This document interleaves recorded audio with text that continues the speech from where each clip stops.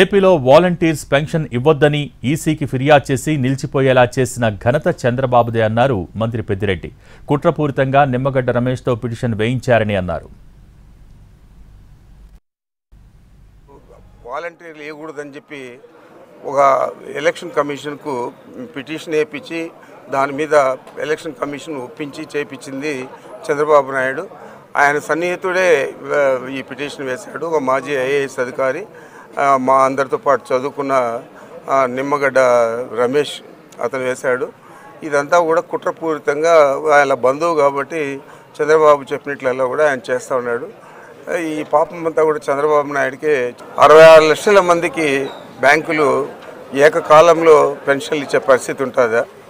అదే వాలంటరీ వ్యవస్థ ఉంటే ఎంతో సౌలభ్యంగా సాయంత్రం 5 గంటలకే మొదలుపెట్టి ఉదయం 5 గంటలకే మొదలుపెట్టి సాయంత్రం లోపల 97-98% చేసేవాళ్ళు ఓటో తేదీ వస్తేనే.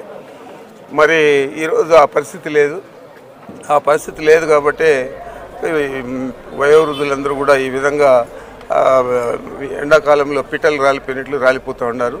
ఈ పాపం అంతా కూడా చంద్రబాబు నాయుడు